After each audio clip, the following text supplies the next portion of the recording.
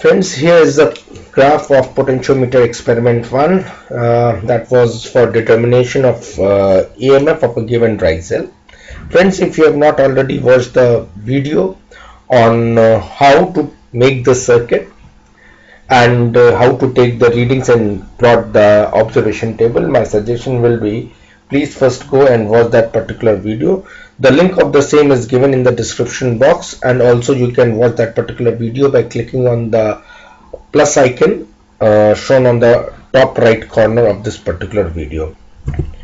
Friends, here you can see the plots that are already being taken from the observation table.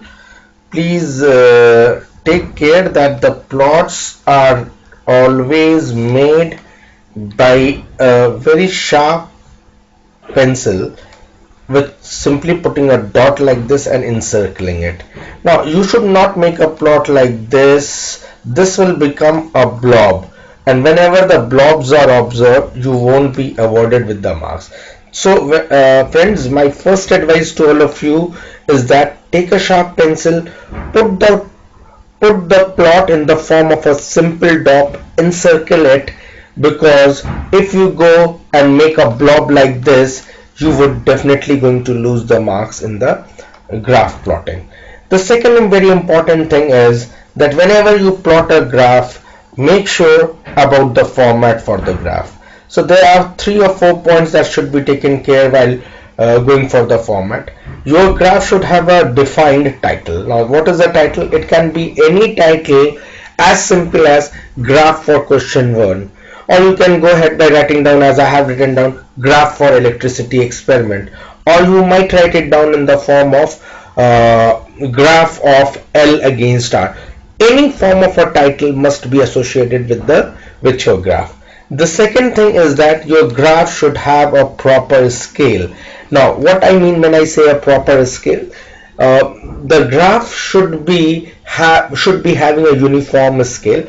That means if you look towards the scale of the x-axis and the y-axis, you will find that I have already mentioned over here the scale on the x-axis is 10 divisions of the graph paper is equals to 1 ohm, and 10 division on the y scale is 10 centimeter. So this is how you write down the scale. Now friends, just notice over here the scales that I have mentioned. I have marked there are 10 division on this graph sheet, and you can see these 10 divisions corresponds to 1 ohm. Next 10 division will then corresponds to 2 ohm. The next 10 division will correspond to 3 ohm. Friends, this scale should be uniform.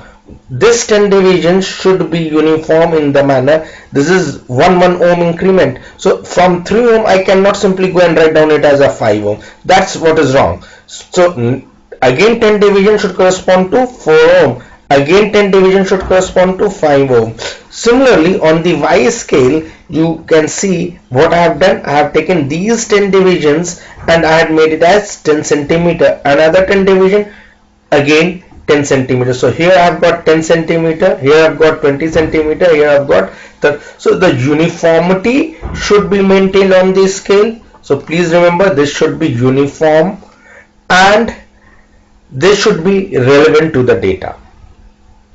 The scale of 3, 7 should always be the multiples of 3 and 7 should always be avoided. Multiples of 3 and 7s must be avoided.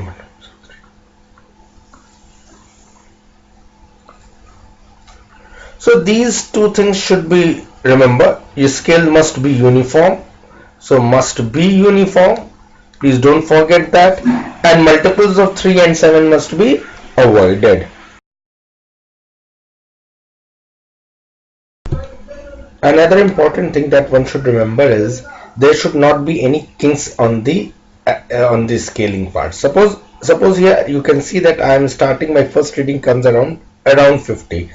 So I cannot start directly, let's say put up in this manner. I cannot start directly, let's say this graph, because many a times you have been told that the graph should occupy 60% of the graph sheet, or the plot should occupy 60 or 75% of the graph sheet.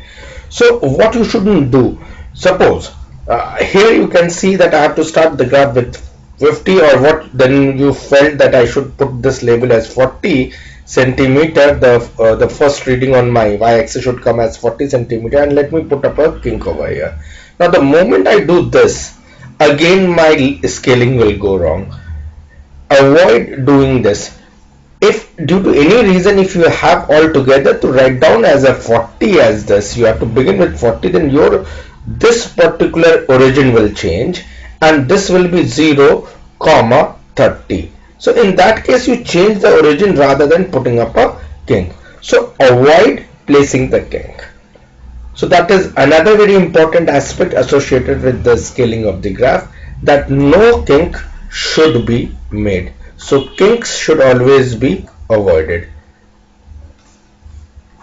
So no kinks. So that is another aspect of this graph plotting. So with this scale, what you have to take care about, uniformity, that's one thing. The scale must be uniform.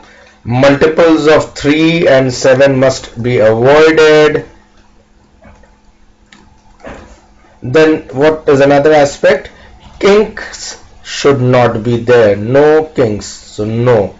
So this is wrong. This is wrong. Scale uniformity is what is needed. Next thing comes labeling. As I told you, TSLO. So now L stands for labeling. Labeling of the axis.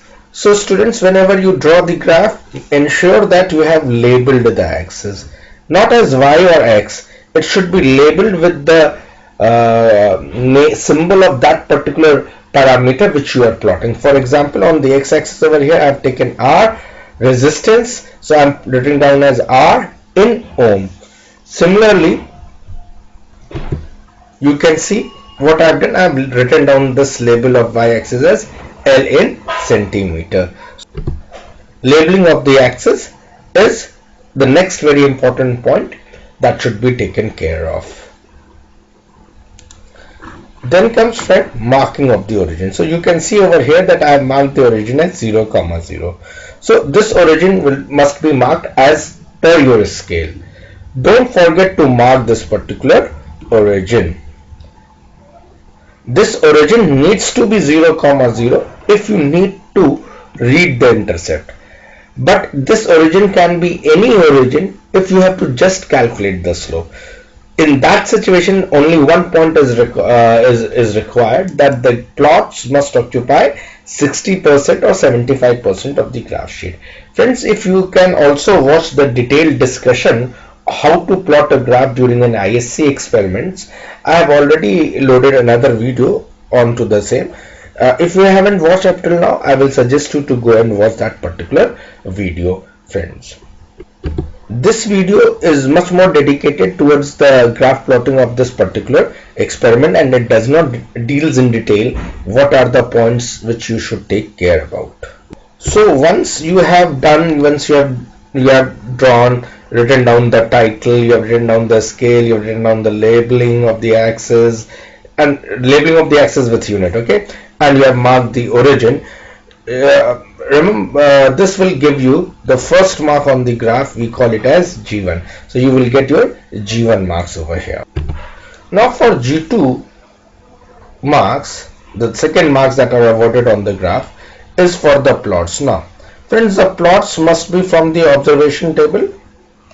So as you can see over here, the plots have been taken from the observation table. Why I am saying the plots must be from the observation table? I have seen in a number of cases the students draw a line, put a plot, and they've got nothing to do with any relevance with the observation table. So what you should do, you should always take the plots from the observation table, and then we need to, the third marks comes G3 is for the best fit line.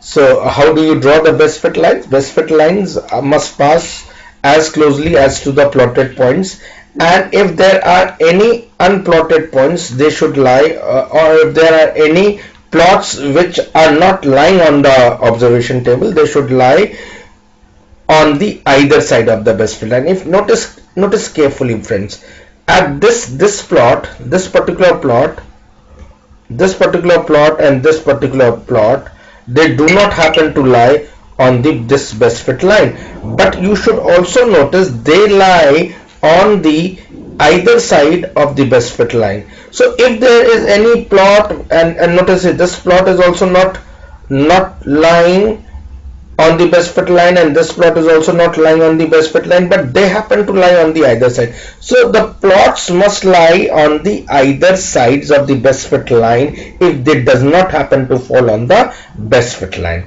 So this point, if you remember, you will get a perfect best fit line. Best fit line must be drawn, this should be thin, never draw a very thick line. And that's why I said you use a proper sharpened pencil as pointed as possible.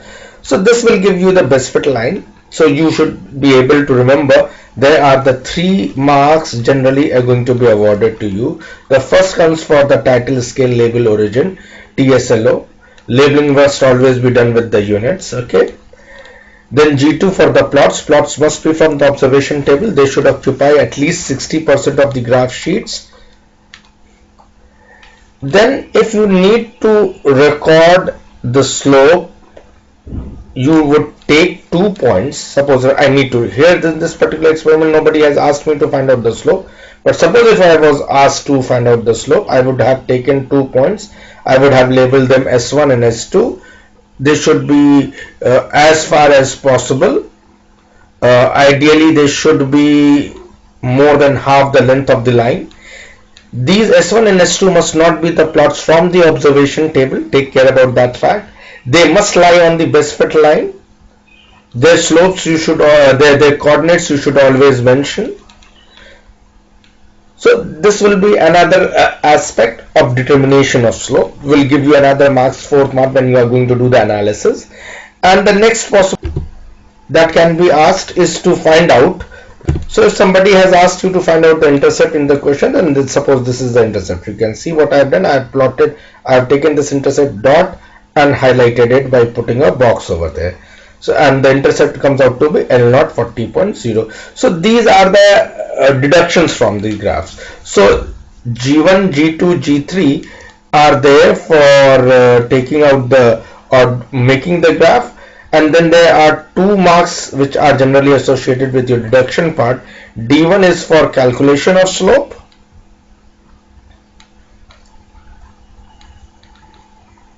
or D2 can be for reading the intercept. So there are 2 types of deductions. There are 2 types of deductions that can be put to you. One is to calculate the slope. So whenever you calculate the slope, as I told you, take 2 points, S1 and S2, note it and find out the slope. I hope everybody knows the slope formula. Slope formula is y2 minus y1 upon x2 minus x1. If you do not know, please take care about it. And slope also has a unit. So it must be mentioned with a proper unit, whatever the units you may get in that particular experiments. So friends, these were the points which were needed in this particular experiment while plotting the graph. Here we needed only to determine the intercepts of the on the axes, and that comes out to be 40 ohm. Based on this intercept, I will be now going to go for the calculation as required in this particular experiment.